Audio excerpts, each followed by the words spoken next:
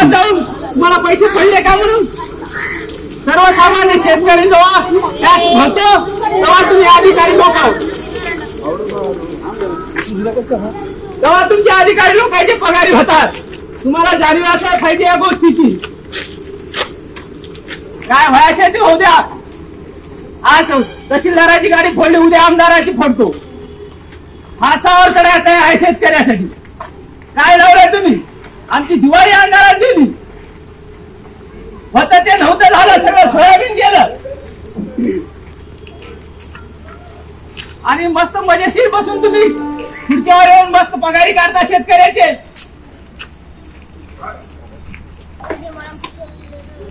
कुठल्याही आम्ही घेणार नाही. काय फाशी जरी झाली तरी मी भगतसिंग असायची तयार आहे ते फाशी घ्यायला. पण शेतकरी आज कवडी मोल झाला. शेतकरी कवडी मोल.